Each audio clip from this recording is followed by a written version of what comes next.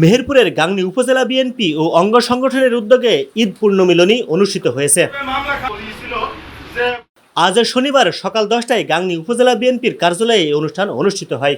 গাংনী উপজেলা বিএনপির সভাপতি রেজাউল হকের সভাপতিত্বে ও জেলা যুব দলের সিনিয়র সহসভাপতি আবদাল হকের সঞ্চালনায় প্রধান অতিথি হিসেবে উপস্থিত ছিলেন মেহেরপুর জেলা বিএনপির সিনিয়র সহসভাপতি জাভেদ মাসুদ মিল্টন।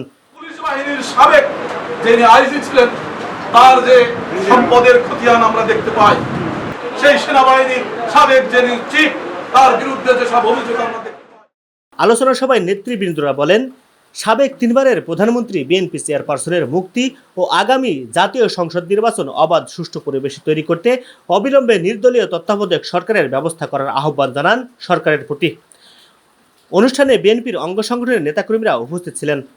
কিন্তু এমন কিছু মানুষ গাংনী বা মেহেরপুর জেলায় তারা পদ পদবিতে উপনীত আছেন,